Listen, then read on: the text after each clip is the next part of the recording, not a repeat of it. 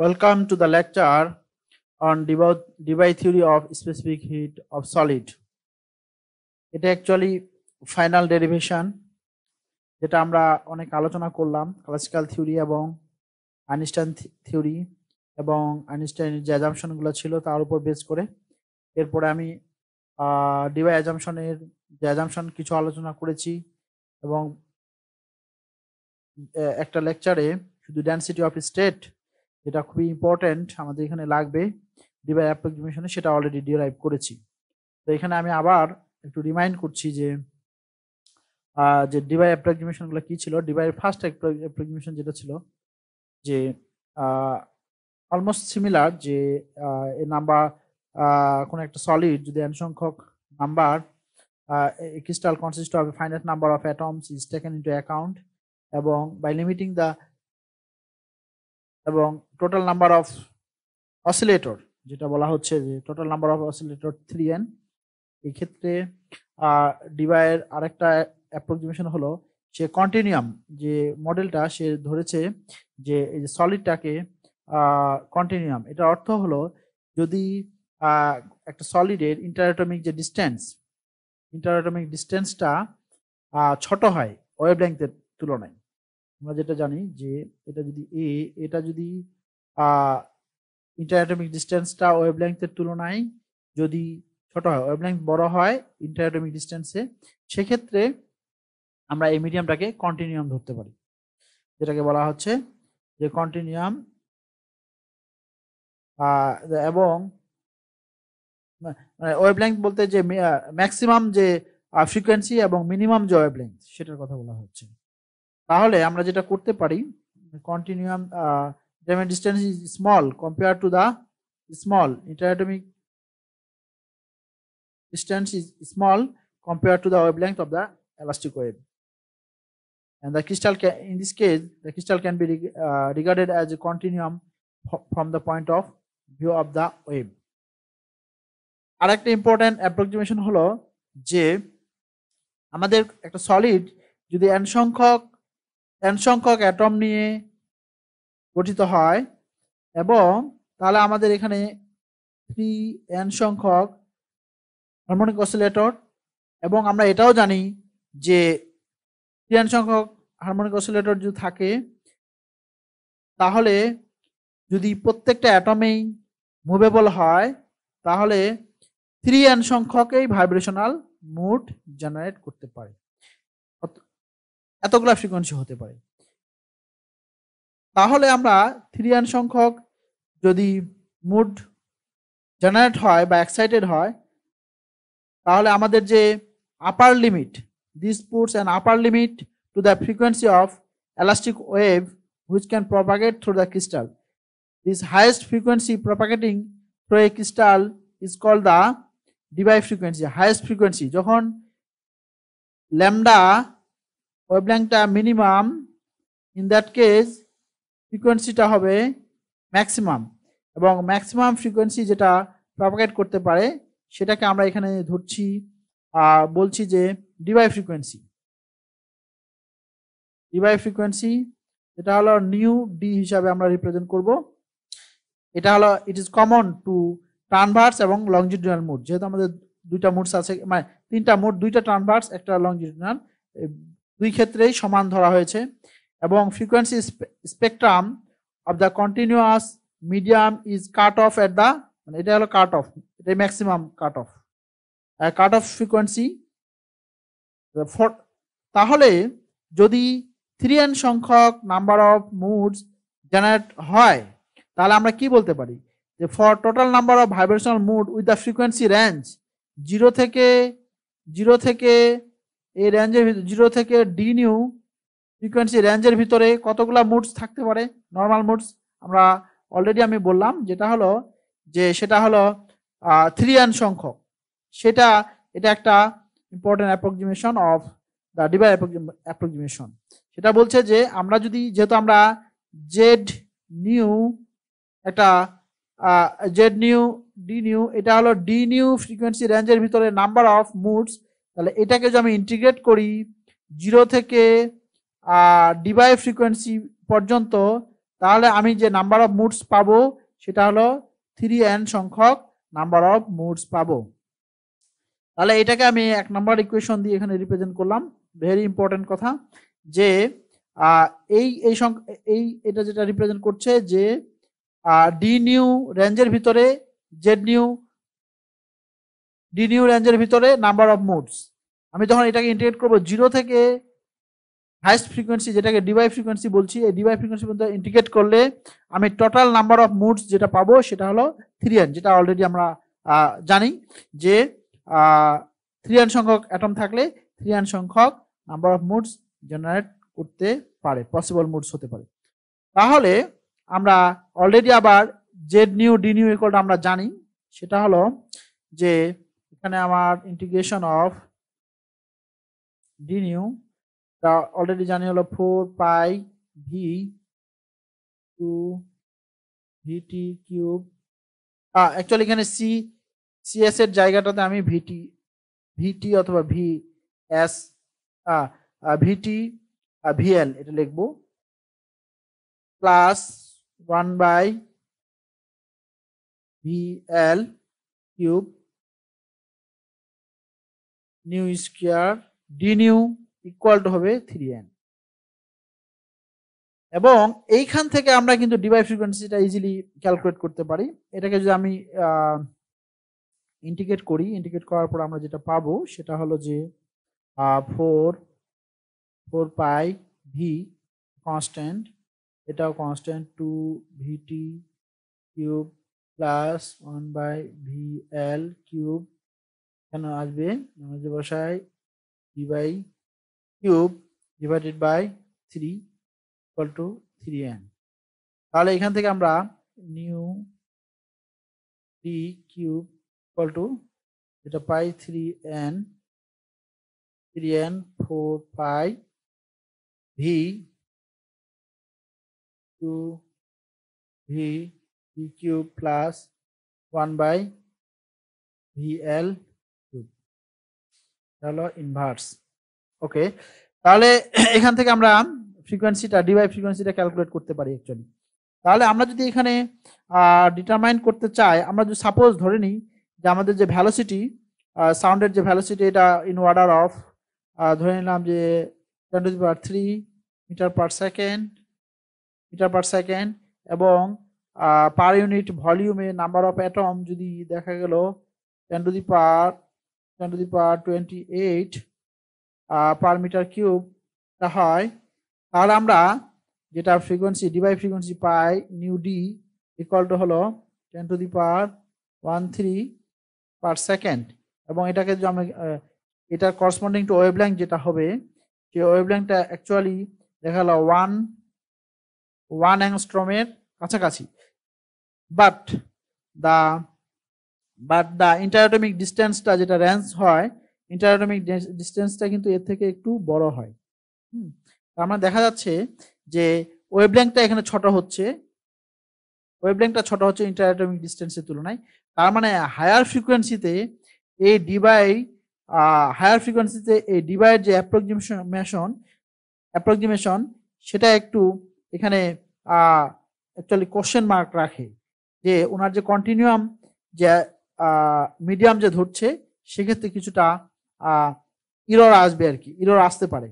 তো যাই হোক আমরা পরে আলোচনা করব। তো অনেকটাই সাকসেস হয়তো বা ডিবাই থিওরি দিবে, তারপরেও এখানে আমাদের এখানে একটা কোশ্চেন মার্ক যে ওয়েভলেংথটা মানে highest frequency in the limit of highest frequency, এই ক্ষেত্রে আমরা যে ডিবাই ফ্রিকোয়েন্সি পাচ্ছি এবং তার করসপন্ডিং যে ওয়েভলেংথ পাচ্ছি সেটা অনেক কম, যেটা ইন্টারঅ্যাটমিক ডিস্টেন্সের থেকে ছোট। এটা যদি ছোট হয় তাহলে কিন্তু কন্টিনিউয়াম যে মডেল সেটা আসলে এখানে অ্যাপ্লিকেবল হবে না। যাই হোক, এটা সমস্যা না। আমরা এই পর্যন্ত আবার ডি কিউব এই পর্যন্ত ডিরাইভ করলাম। এরপরে আমাদের যে স্ট্র্যাটেজি যেটা আমাদের ক্যালকুলেট করতে হবে, এটা আমরা যেটা ক্যালকুলেট করলাম এখানে just maximum frequency, that means the Debye ফ্রিকোয়েন্সিটা কত হতে পারে এটা জাস্ট এখানে রিয়েলাইজ করলাম আর কি।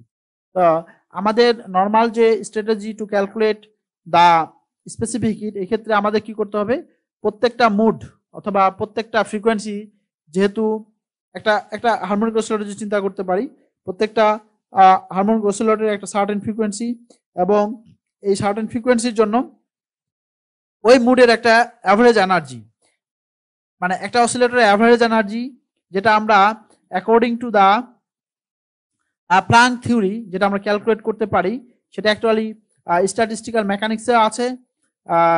সেটা ওখানে দেখা যেতে পারে। যেমন একটা হারমোনিক অসিলেটর, যেমন আইনস্টাইন থিওরিতে এটা ইউজ করা হয়েছে, average energy of a harmonic oscillator, quantum harmonic oscillator, সেটা হলো H nu divided by e to the power h nu divided by kb t minus 1। এটা অলরেডি জানা, না হলেও তোমরা আবার পিছনে ব্যাক করে দেখবা। তাহলে এটা হলো একটা হারমোনিক অসিলেটরের অ্যাভারেজ এনার্জি। তাহলে we can associate a harmonic oscillator of the same frequency with is vibrational mode. তার মানে প্রত্যেকটা ভাইব্রেশনাল মুডের সঙ্গে আমরা এই যে একটা করে হারমোনিক অসিলেটর, মানে ওই ফ্রিকোয়েন্সি হারমোনিক অসিলেটর অ্যাসোসিয়েট করে, তাহলে the vibrational energy of the crystal হবে, সেটা হলো যে এটা হলো একটার। তাহলে আমাদের নাম্বার অফ মুডস কত ছিল? নাম্বার অফ মুডস ছিল ডি নিউ ফ্রিকোয়েন্সির ভিতরে জেড নিউ ফ্রিকোয়েন্সি ছিল, এবং এই ফ্রিকোয়েন্সির প্রত্যেকটা ফ্রিকোয়েন্সির যদি আমরা একটা হারমোনিক অসিলেটর ধরি, এই প্রত্যেকটা হারমোনিক অসিলেটরের অ্যাভারেজ এনার্জি আবার হলো H nu divided by e to the power h nu kb t minus 1। সেটা আমরা এটা এখন এটাকে আমরা যদি ডি নিউ যা ফ্রিকোয়েন্সি, এটাকে যদি আমরা ইন্টিগ্রেট করি, সব ফ্রিকোয়েন্সি গুলা প্রত্যেকটা ফ্রিকোয়েন্সি ইন্টিগ্রেট করি, এটাকে আমরা ডি নিউ বলতে পারি। তাহলে এটাই অ্যাকচুয়ালি টোটাল এনার্জি, আমরা যেটা বলা হচ্ছে যে D new Z nu D new a number of moods in the frequency range হলো ডি নিউ, এবং প্রত্যেকটা মুডের অ্যাভারেজ এনার্জি হলো এটা। তাহলে এটা দিয়ে আমরা এটা গুণ করলে আমরা এই ডি নিউ ফ্রিকোয়েন্সির ভিতরে যতগুলো অসিলেটর তার এনার্জি, এবং সেটাকে আমি আবার যদি ইন্টিগ্রেট করি 0 থেকে ডি নিউ পর্যন্ত, তাহলে আমি ওই মানে ক্রিস্টালের যে ভাইব্রেশনাল এনার্জি, টোটাল ভাইব্রেশনাল, এটা হলো দা টোটাল ভাইব্রেশনাল এনার্জি। তাহলে আমরা আবার যে জেড নিউ ইকুয়াল টু জানি, এটা এখানে আমার একটা এক্সট্রা পয়েন্ট আসলো। সেক্ষেত্রে আমরা আবার ই ইকুয়াল টু যেটা লিখতে পারি 0 থেকে নিউ ডি নিউ, হলো আমি যদি জেড নিউ এর, যেহেতু আমরা জেড নিউ ইকুয়াল টু যেটা জানি, জেড নিউ ইকুয়াল টু হলো এই যে এটা, এই পার্টটা যদি আমরা বসাই, জেড নিউ ইকুয়াল টু হলো এটা, যেখানে পুট করা যায়, যদি আমি এখানে পুট করি, সেখানে যেটা পাই 4 পাই ভি, এটা হলো যে 2 ভিটি cube plus 1 by VL cube, এটা হবে H nu cube divided by exponential H nu K B T minus 1 V nu. Just এটা স্ট্রেট ফরওয়ার্ড একটা ক্যালকুলেশন।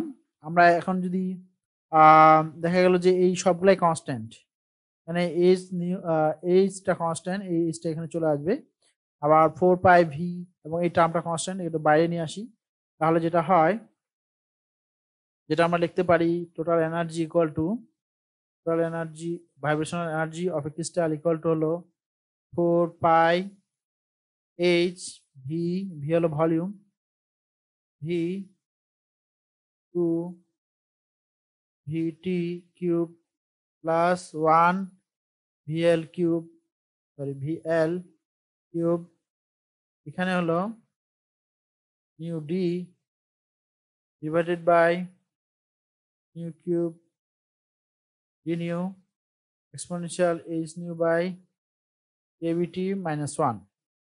এটা আমরা যদি ইন্টিগ্রেট করি তাহলে আমরা ফাইনালি যেটা পাই,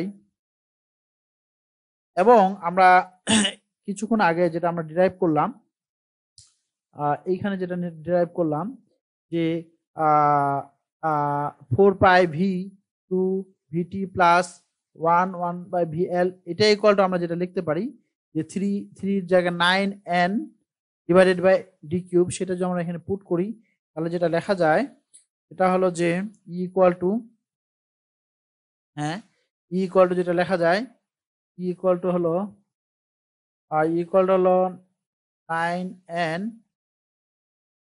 h, এখানে হবে new D cube 02 new D, এখানে হচ্ছে আমাদের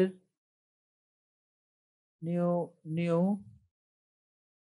e to the power h new kbt -1, kbt -1। তাই যদি হয় তাহলে এটা আমরা এই যে এই পার্টটুকু ইকুয়াল টু আমরা কিছুক্ষণ আগে যেটা দেখাইছি 9n divided by 9n divided by nu D cube, এখানে পুট করলাম। তাহলে আমাদের ই ইকুয়াল টু এটা আসলো। আমরা এখানে কিছু মানে যেহেতু এটা লিখতে একটু ট্রাবল সাম, সেক্ষেত্রে আমরা যে বড় যে ইয়েগুলো আছে এগুলো ছোট করে নেই। এইচ নিউ পুট আমরা যদি কনসিডার করি, suppose x equal to H new K kBT equal to আমরা x ধরি, এবং ম্যাক্সিমাম ফ্রিকোয়েন্সির জন্য H nu D kBT equal to আমরা ধরে নিলাম যে x m। এই দুটা যদি কনসিডার করি তাহলে আবার নিউ ইকুয়াল টু যেটা আসতেছে, নিউ ইকুয়াল টু এই ইকুয়েশনটা থেকে যেটা আসতেছে nu equal to X K B T divided by H bar, এবং এখানে আমরা ডি নিউ ইকুয়াল টু যেটা লিখতে পারি, ডি নিউ ইকুয়াল টু লিখতে পারি যেহেতু এখানে এক্সটা আমার variable, KBT divided by H bar DX. Very good. তাহলে আমাদের যে মেইন এনার্জি ইকুয়েশন সেটা যে দাঁড়ায়, যে ফর্মটা আসে সেটা হলো equal to 9n divided by nu D cube, এখানে আমি লিখলাম কেবিটি ডিভাইডেড বাই এইচ, এখানে আসলো 4 0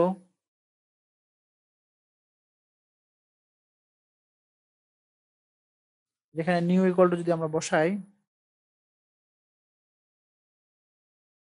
0 এক্স এম, আস্তে আস্তে দেখা গেল যে এক্স কিউব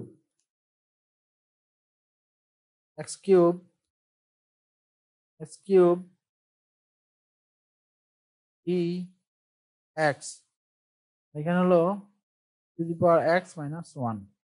ভেরি গুড। এটা ইকুয়াল টু আমরা আবার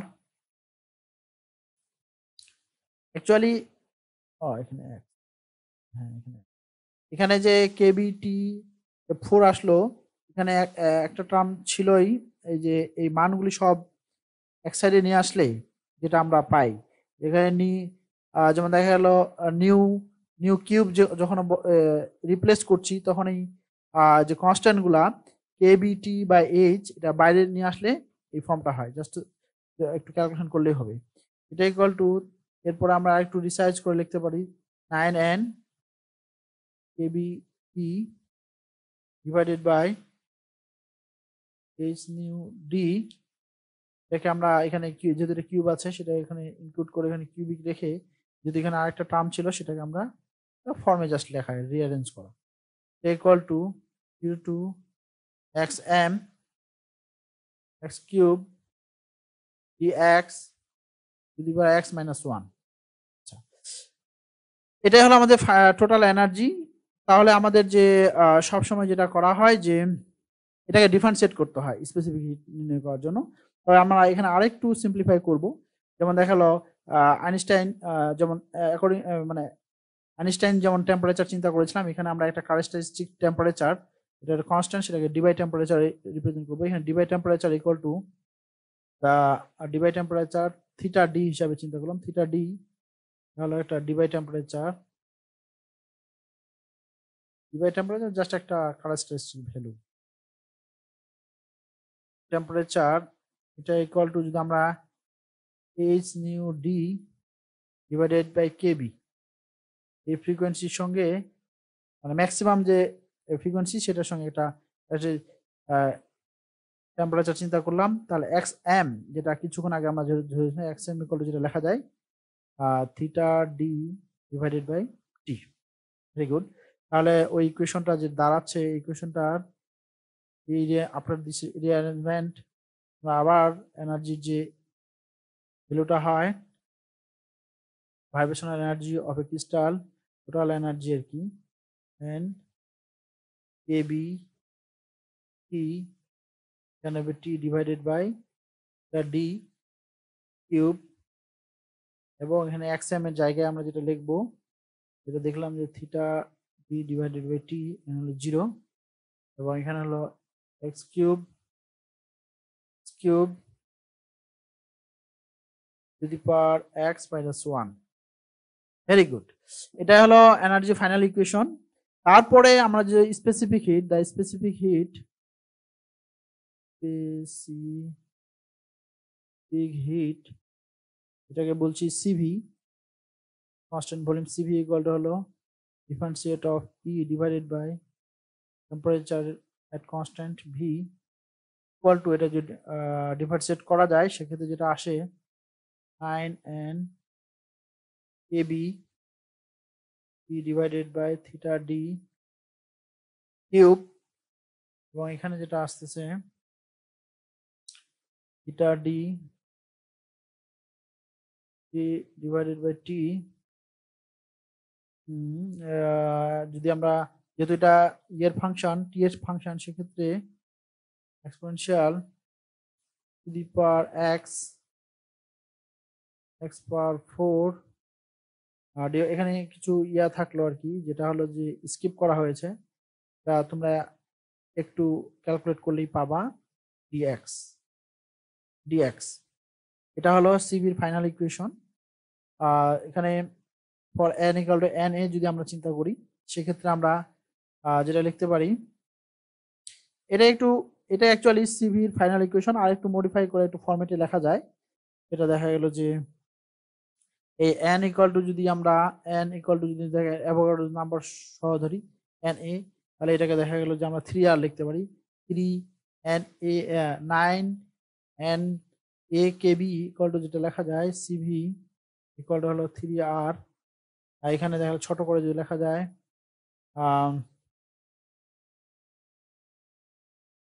t ডিভাইডেড বাই থিটা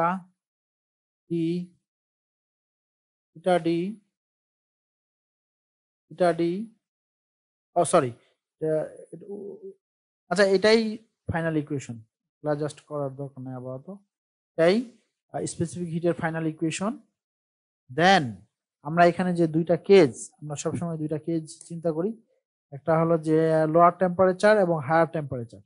আমরা যেটা জানি যে হায়ার টেম্পারেচার আর এর ক্ষেত্রে ক্লাসিক্যাল যে থিওরি সেটা যেটা বলছে 3r, আর লোয়ার টেম্পারেচারটাই আমাদের মেইন প্রবলেম। আমরা দেখি এই যে ডেরিভেশনটা পাইলাম এক্ষেত্রে আমরা হায়ার টেম্পারেচারের ক্ষেত্রে কি পাচ্ছি। হায়ার টেম্পারেচারের ক্ষেত্রে তাহলে স্পেশাল কেসটা হলো প্রথমে আমার এক নাম্বারটা হলো higher temperature HIGH high temperature. High টেম্পারেচারের ক্ষেত্রে যেটা হয় তাহলে টি এর মানটা হবে অনেক বেশি, টি এর মানটা থিটা ডি এর থেকে অনেক বড় হবে। তাই যদি হয় in this case x equal to কি, x ইকুয়াল টু হলো থিটা ডি ডিভাইডেড বাই টি যেটা আগে ধরেছি। এর টি যদি অনেক বড় হয় তাহলে x এর মানটা অনেক ছোট, x ইজ ভেরি স্মল।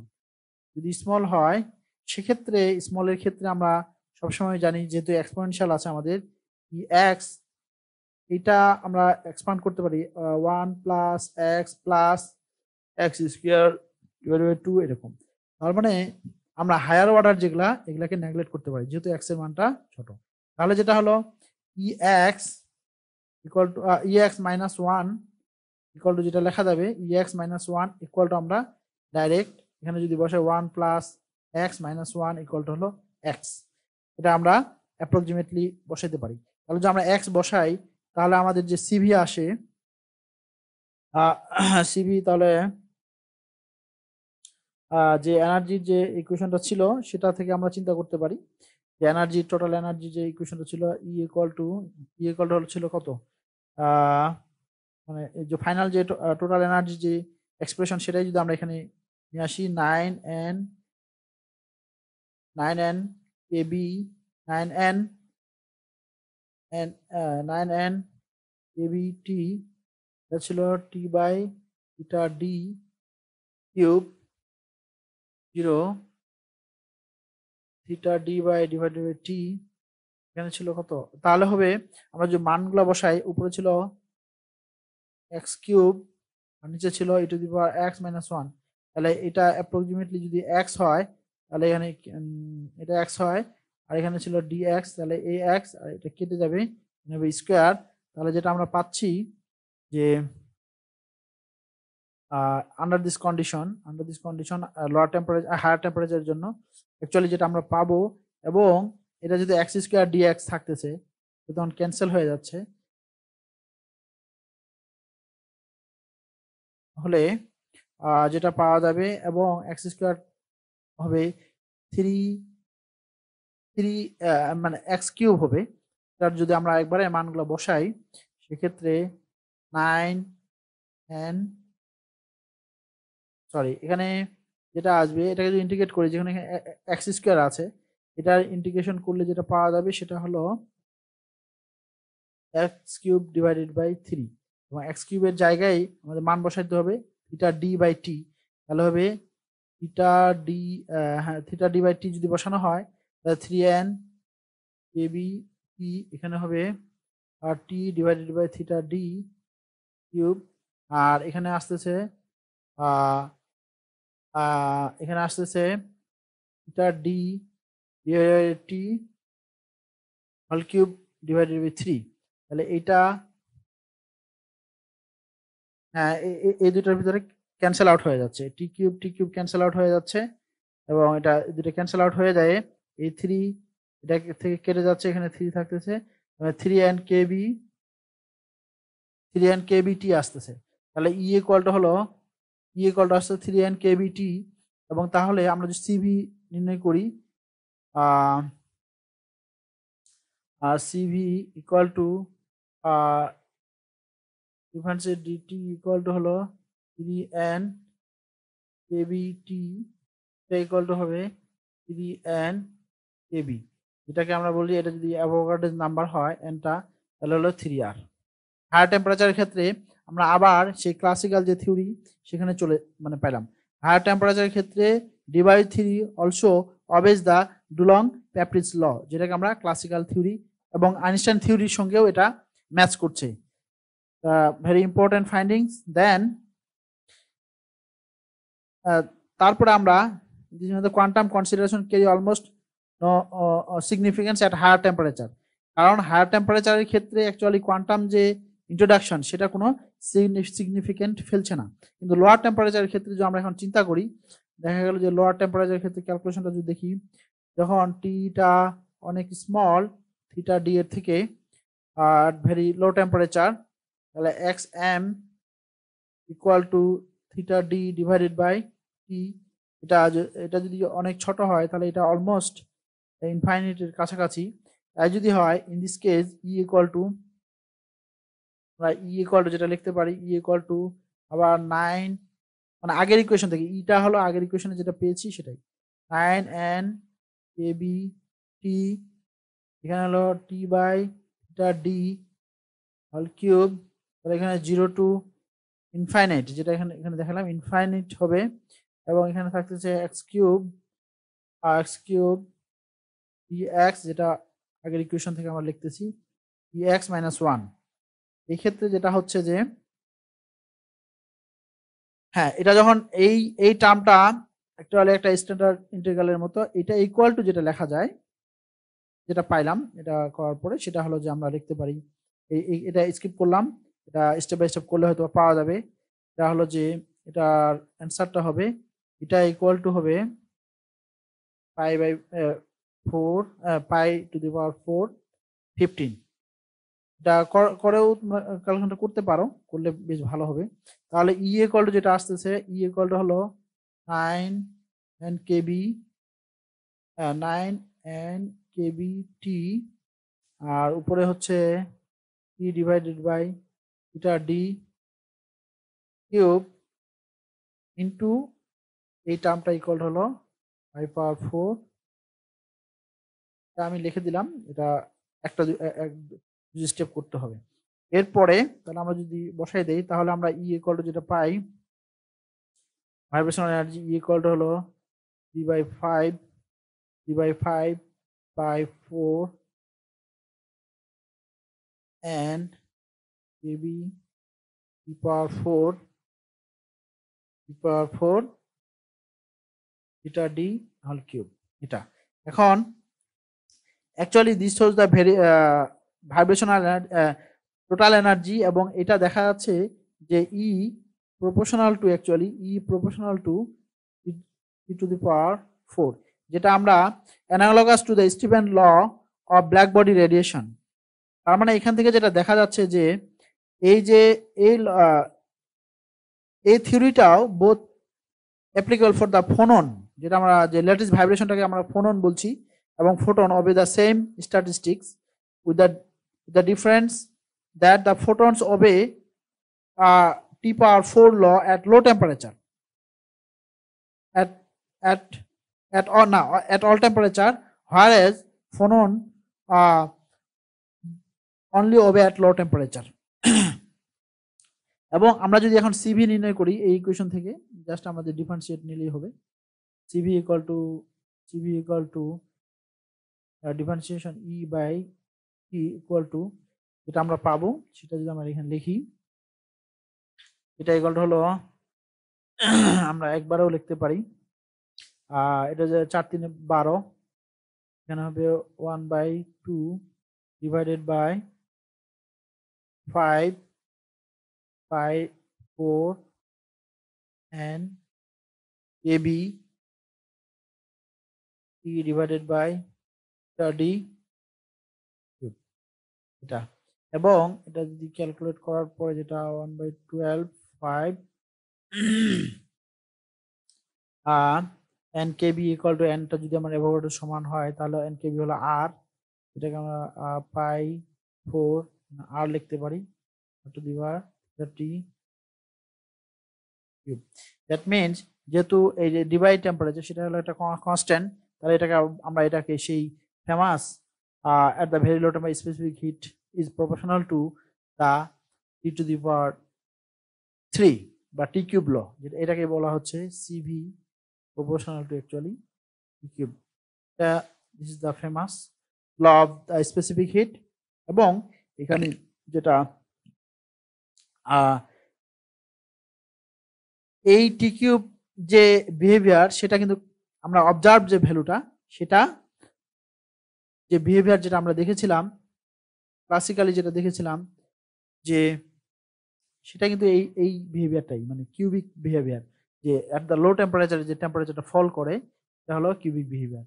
এবং এটা almost there is excellent matching of the experimentally determine values of specific heat at various temperature with those calculate theoretically using the Debye model, যেটা হলো যে এখানে যে কার্ভটা দেখা যাচ্ছে সেটা হলো যে অলমোস্ট যদি দেখা যায় তাহলে এটা যদি টি কেলভিন হয় আর এদিকে যদি সিভি হয়, তাহলে এখানে যে পিকচারটা ছিল এটা এক্সপেরিমেন্টালি এবং অবজার্ভ যে ভ্যালু যেটা বেশ সুন্দরভাবে ম্যাচ করে, এটাই হলো। তারপরও এরও কিছু ড্রব্যাকস আছে, কারণ যেটা আমরা দেখলাম যে theta D equal to this also prove the validity of the Debye approximation at very significantly low temperature পর্যন্ত সেটা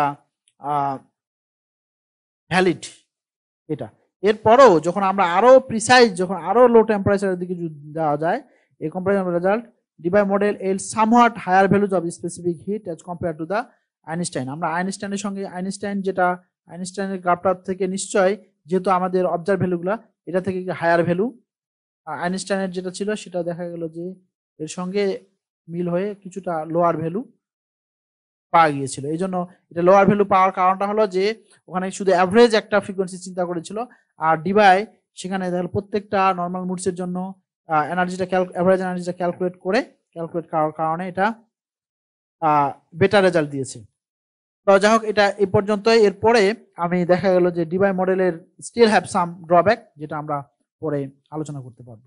থ্যাংক ইউ।